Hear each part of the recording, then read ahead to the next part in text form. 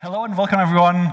It's really great to be back here at Flink Forward. I really hope you're enjoying the conference as much as I do. So I guess this is the wrong place to start the presentation with why stream processing is important and how Flink can overcome the challenges in that domain. So what I'll do instead is I'll focus on how we can actually build and operate your Flink applications on AWS. Because it's relatively easy to run Flink in a dev environment, but it's much harder to actually run Flink in production. So in this session, what I'm going to show you is how you can build a Flink-based streaming application on AWS. You'll see what it actually takes to build it in your own account, and you'll learn how managed services can help you to reduce the operational overhead that is usually required to run Flink jobs in production. So that you effectively can actually focus on building Flink applications rather than managing infrastructure. I'm actually a big fan of building something live on stage. So the session is quite light on slides, and I'll spend most of the time in my AWS account to actually build the architecture we're going to discuss. So let's assume for a moment that we are in charge of operating a taxi company in New York City, right? Each of our taxis has a device on board that sends statistics back to our backend, and we'd like to analyze our fleet and determine statistics like where are interesting pickup locations, where a lot of people are requesting taxi rides, and what is the average duration of trips, let's say, to the airports. So how can we actually build that on AWS? I guess the central part of our architecture is going to be Apache Flink, right? So Flink will take care of aggregating and analyzing the data for us. But there are other parts that we need to build as well, right? So the taxis won't be able to submit their data directly to the Flink application, so we need some kind of ingestion layer. And also, if you want to visualize those, the results of our computation, we need some part of our infrastructure dealing with that as well. So I'll start with actually running Flink on AWS. There are a couple of different ways how you can run Flink on AWS. You can use EMR or manage Kubernetes.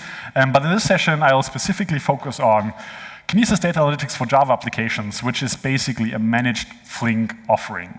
So what the service does is basically it takes care of provisioning the infrastructure that is required to run your Flink application.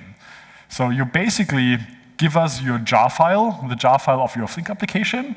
The service will then spin up the infrastructure, start the Flink runtime, deploy your Flink application. It will configure checkpoints and save points. So in case a node goes bad, it will move the workload to healthy nodes and use the checkpoints and save points to recover from the failure. And last but not least, the service also takes care of scaling your application. So in the example we are going to run through, basically during night there are much fewer taxi rides than during the day. And what the service will help us to do is basically scale our infrastructure so that we are only paying for the resources that are actually required to run our Flink application. In addition to Kinesis data analytics for Java applications, I'll leverage a service called Kinesis data streams as some kind of streaming buffer. A Kinesis data stream is basically a replayable audit log, and you can have hundreds of thousands of producers that send data into a Kinesis data stream. The data is buffered there for a day up to 7 days, and then you can have one or multiple consumers that read the data off of the Kinesis stream and process it accordingly. And last but not least, we'd like to persist the results that have been derived by our Flink application into Amazon Elasticsearch Service, which is basically just a managed Elasticsearch offering. So the taxis are going to ingest the event data into a Kinesis data stream. From there, the data is read by a Flink application that is deployed to Kinesis data analytics for Java applications, and the results are sent to Elasticsearch, and we'll build a Kibana dashboard to visualize the data that has been derived. Okay, so let's go ahead and actually build out that architecture in my AWS account. So I'll stop with the slides, and if things go well, I'll end up in the management console. So this is the AWS management console, and I'll start with creating a Kinesis data stream. So the streaming storage where producers are going to ingest the data to. So I'll hover over to the Kinesis service, and then basically hit create a data stream. And a data stream basically has a name. Let's call this one Flink Forward. And a stream is made up of shards. And a shard is basically a capacity unit of a Kinesis stream. So each shard can ingress 1,000 events per second in a megabyte of data per second. And you can read up to 2 megabytes per second from a single shard. So by adding and removing shards to your Kinesis stream, that's a way of scaling the throughput of your Kinesis stream. For this example, I'll just configure 6 shards, which means I can ingest up to 6 megabytes per second into the Kinesis stream and up to 6,000 events per second. I'll hit create stream, and that's basically it. So now, in the background, the service will provision the shards for me so that I can start reading and writing from the Kinesis stream. Okay, so the stream is already ready, so I can start creating my Kinesis analytics application. So very similarly, a Kinesis analytics application needs a name, so let's call this Flink Forward as well. And then there are 2 different runtimes, 2 different flavors of the service that you can leverage. The SQL version is basically allows you to run SQL queries on top of your streaming data. And the second runtime is Apache Flink, which is we are currently supporting Apache Flink 1.6. So I'll pick Apache Flink, and then I need to specify permissions for this Flink application. So this allows the Flink application to read data from my Kinesis stream and write data to the Elasticsearch service. So it's just a way to associating permissions to my Flink application. I've already created that. I was a bit lazy and just give it access to anything in my account. Well, in production, you probably want to have more fine-grained permissions, but I guess you get the idea. I'll hit create application, and once it is created, I can configure it and actually point it to the jar file that contains my Flink job. So I choose configure, and I've already compiled the Flink application into an Uber jar file and uploaded that to S3. So I'm just going to point the Kinesis application, the Kinesis data analytics application, to that bucket. So it's something called Flink Forward, and the name is something Amazon Kinesis Analytics Taxi Consumer 1.0/snapshot. .jar. So this is basically just a location on S3. It contains the jar file you would usually build to run on your Flink clusters. We've already configured the access permissions, and now I can specify additional properties, in particular properties groups. And what this does is basically, if you're running a Flink cluster on your own, when you submit a Flink job, you can specify additional parameters that are then picked up by your Flink application so that it knows which stream to read from, for instance. However, with Kinesis Data Analytics for Java applications, you don't get access to the Flink runtime directly. So you cannot specify these parameters, so there are property groups, which are just key value pairs, very similar to parameters that are made available to your Flink application during runtime. So I'll create a property group called Flink Application Properties.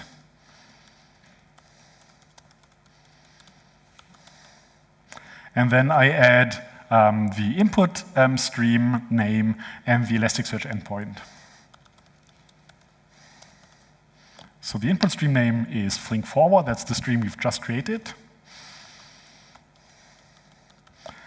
And then I'll add a second parameter for the Elasticsearch endpoint. And I've already created the cluster that usually takes 10 to 15 minutes, and I didn't want you to wait until the cluster comes up. So I've already created a managed Elasticsearch cluster, which is basically just you pick the version of Elasticsearch that should be bootstrapped on this cluster, how much storage it should have, and how many nodes the cluster should consist of, and that's about it. So I've already done that, and now the service gives me an endpoint that I can read and write from with my Flink application. So I'll copy that endpoint location and specify it as a parameter to my Flink application. Okay, so that looks good. And again, this is just a mean to passing parameters to my Flink application. I've already mentioned the service allows you to takes care of snapshots and of checkpoints and save points, which is called snapshots in the service itself. By default, this is enabled. If you're doing development work, it may make sense to basically disable that because it allows you to iterate faster. You can then configure monitoring. So there are two kinds of things you can get out of monitoring. You can obtain metrics, basically metrics that are generated by the Flink operators, and these will be exposed through a service called CloudWatch, which is an AWS service to collect metrics. And you can choose like which level of granularity we want to have there. So for now, I'm using the monitor level of tasks. And then you can choose how you can, whether you want to obtain log files from your Flink job. Again, you don't have access to the Flink cluster itself, so you don't have access to the logs directly, and you can enable logging, which basically means that the logs are shipped to a service called CloudWatch Logs, where you can then query them and analyze them. And it basically gives you whatever you would receive from running Flink directly.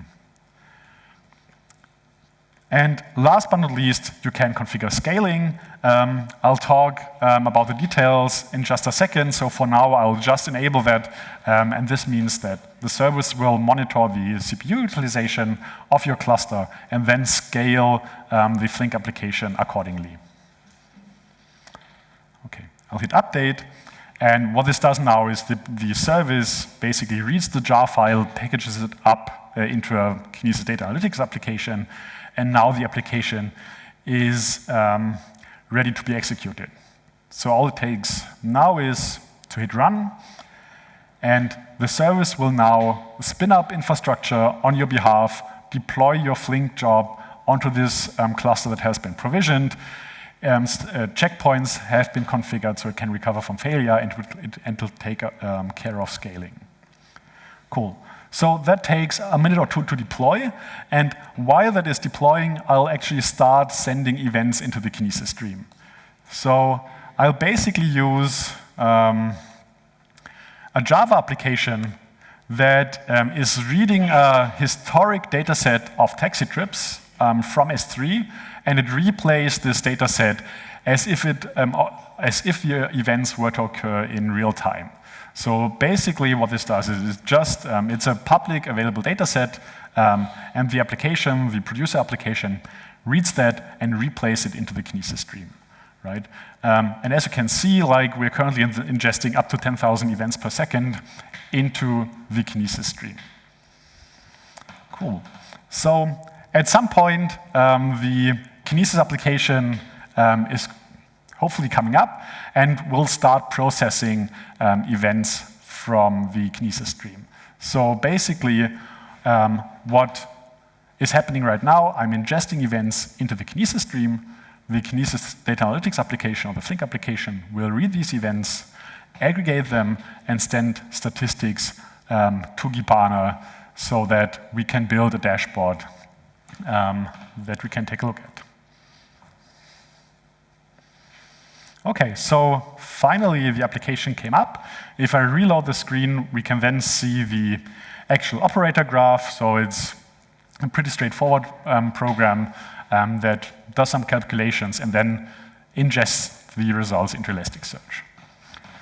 OK, that thankfully looks okay. So now we can navigate to Tapana and take a look at the dashboards I've already prepared. So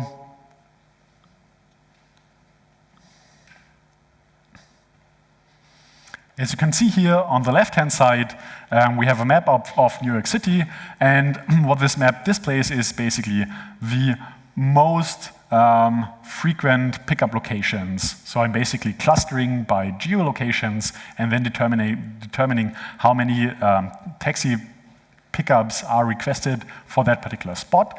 And as you would imagine, so in the center of Manhattan, quite a lot of taxi trips are requested. And then at the airports, there are also some hotspots where a lot of taxis are requested. On the right-hand side, and I'll just turn on refresh for the visualization. On the right-hand side, you can see how long it takes on average to get to the airports LaGuardia and JFK. So as you can see, depending on the time of the day, it takes longer or shorter to actually get to these airports, right? And this is the data that has been generated and aggregated by the Flink application itself. Cool. So this was the happy path, right? So I've just built I've just used a couple of services, but what could possibly go wrong, right? So these are all managed services, so the operations is relatively low, but there are still a couple of things you need to watch out for. As I've mentioned in the beginning, a Kinesis stream has this notion of shards, and the number of shards determine the throughput of your stream. So you closely want to monitor whether someone is trying to ingest more data that can be absorbed by your stream. And if we actually take a look at the Kinesis stream itself, the metrics will show us that I'm currently overloading the stream. So there you go. I've provisioned a stream with 6 shards, which basically means I can ingest up to 360 megabyte per minute into my Kinesis stream. And if you take a look at this metrics, so this shows me how much data I'm currently ingesting, I'm actually hitting the throughput limit of my Kinesis stream. So for this demo, I've done this on purpose. I've deliberately under-provisioned the stream so that I can show you what it actually takes to scale the architecture. But in production environments, that's a pretty bad place to be, right? So you have producers that cannot send the data into your stream. They are throttled. So there are a couple of metrics, incoming data and incoming messages per second you want to track. And then there are other metrics that show you that you're actually throttled, right? So incoming data allows you to proactively scale. If you see that you're throttled on writes or reads, you can only reactively scale. It's already too late. So now that we know that this stream is under-provisioned, let's take a look what it takes to actually scale the stream. So it's basically just an API you can call, right? So I have currently 6 shard, and I want to double that to accommodate for additional throughput. So I'll just update the shard count, and under the hood, the Kinesis data stream service will provision additional shards. And one of the advantages of the architecture of Kinesis is that this scaling operation is transparent for producers and consumers, right? So we are not affecting our consumers or producers from writing and reading data into the Kinesis stream, although I'm currently doubling the throughput of my Kinesis stream. What I cannot show for time reasons, but once the Kinesis stream has scaled, the throughput has doubled, and suddenly the Flink application becomes overloaded. However, Kinesis Data Analytics for Java supports autoscaling, so in that case, the application will transparently scale to accommodate for the additional throughput that will be sent throughout the stream. Right. Cool. So I hope this gave you a good impression of what it means to actually build such an architecture. So let's quickly recap what we have just done, right? So we've built a fully managed end-to-end streaming application that is scalable and highly available. These services all are inherently tolerant to failure in case nodes fail, they are seamlessly replaced under the hood for you, and there's nothing you need to deal about taking checkpoints or configuring these high availability guarantees. We've ingested up to 25,000 events per second, and we've doubled the throughput of the architecture, all without losing a single event. So, just try to imagine what it would have taken us to build something similar from scratch, right? So, for the remainder of the talk, I'd like to discuss a couple of best practices when you're using these services and show you a bit what happens under the hood so you know how these architectures will react when you're scaling and these kind of things. So, first of all, KDE for Java is a managed service, so it operates all the infrastructure that is required to run your Flink applications. It takes care of operating Zookeeper for high availability, it configures checkpoints and save points, and it handles automatic failovers and scaling. And the basic scaling unit of a Kinesis data application is a Kinesis processing unit.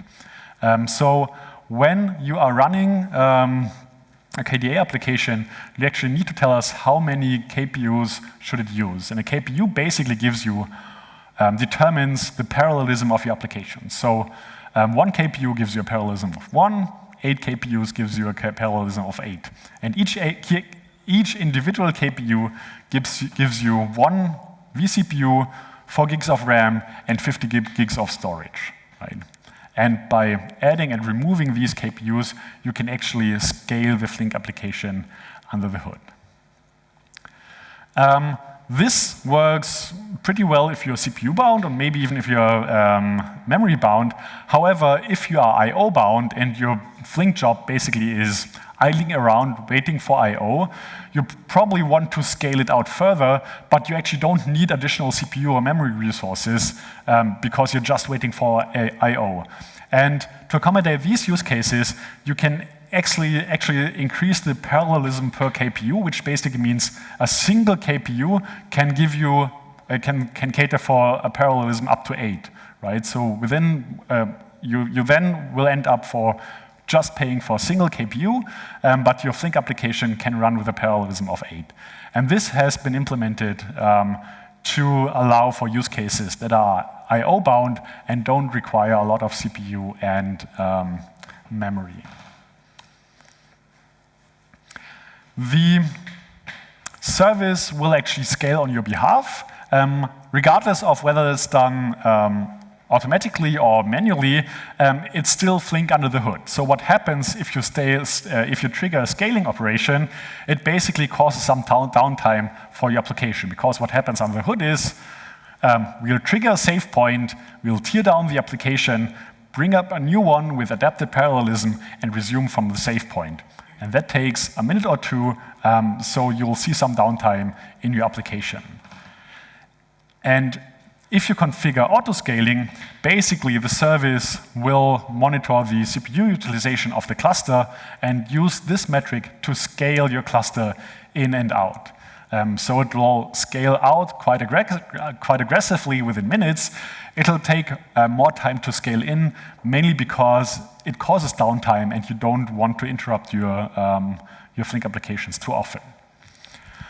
There's one thing to watch out for, though. If your application is I/O bound, what can happen is you tell us, well, run this Flink application with 4 KPUs with a parallelism of 4, and it's I/O bound, so the CPU is idling around, so the service determines, well, this is wasting resources and scales in, although you actually require the 4 KPUs you have specified.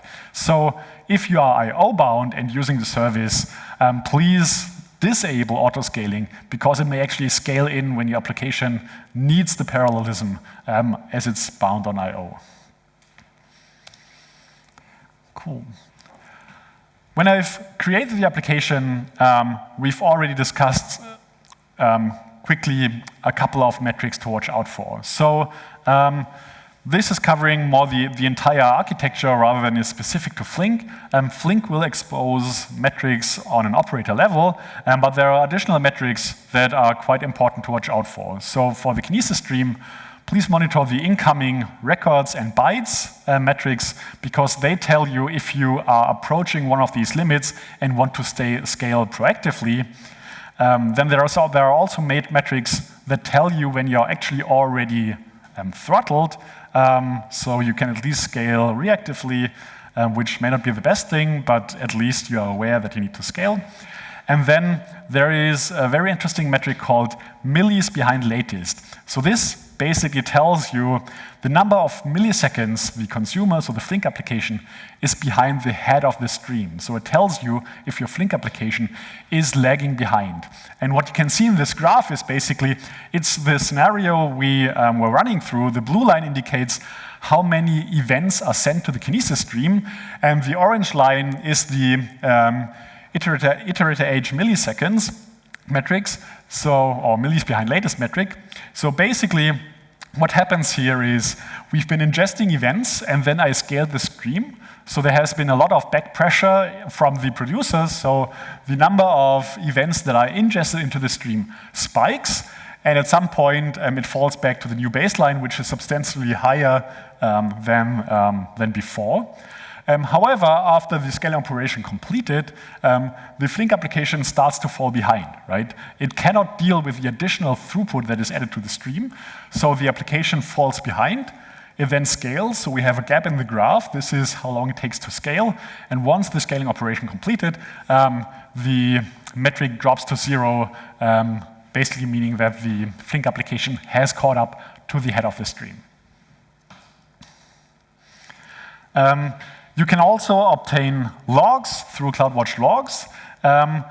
Two things that are important: please avoid extensive logging, in particular on the data plane path. So if you're logging, if we are ingesting, in this case, up to 25,000 events per second, if we were to log each individual event, the logging system would break, right? So that's not something you want to do. Use output meaningful logs, but don't log every event you're dealing with, because otherwise the logging system will just break. And then there's a really cool service called CloudWatch Logs Insights that allows you to search and analyze log files. So with CloudWatch, it basically just delivers and stores log files. With CloudWatch Logs Insights, you can actually run regular expressions against all the logs that have been ingested. Or you can run aggregating queries on top of your log files, which is really awesome if you want to debug your applications, because it allows you to query and find the things you're looking for much, much faster than through other means. Right? A couple of things on data protection and security. Basically, you can configure all these services to encrypt data at rest and in transit. KDA for Java does it by default, but Kinesis data streams and Elasticsearch service can be configured that they are encrypting the data as well. And then please, please, please avoid baking credentials into your code. You won't believe how often someone sends me code snippets. This isn't working, can you help me? And at the very top, you have credentials to an AWS account. So that's not something you want to do. Please avoid that by just using temporary credentials. Remember, when I created the Flink application, I attached a role, or I attached permissions to the Flink application. And what Flink allows you to do is just pick up these credentials from the environment. So this is an example for the Kinesis source. By just setting this option, the source will look for the credentials, temporary credentials in the environment, and pick them up, and then use these credentials to authenticate against the Kinesis data stream. Right? No credentials in the code. It'll just pick them up dynamically from the environment.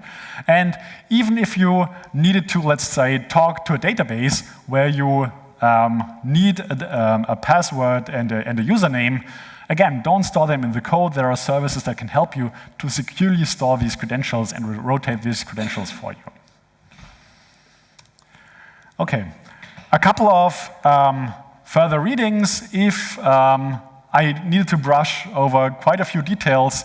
I have published the sources of this demo on GitHub, so if you want to run it in your own account and take a look at those details, you can just clone this GitHub repository and it'll give you the very same infrastructure that I've built live through a CloudFormation template, so we can really inspect all the details. And then I've highlighted two posts from the AWS Big Data blog that explain different ways how you can run Flink on AWS. And with that, I'd like to open it up for questions. Thank you.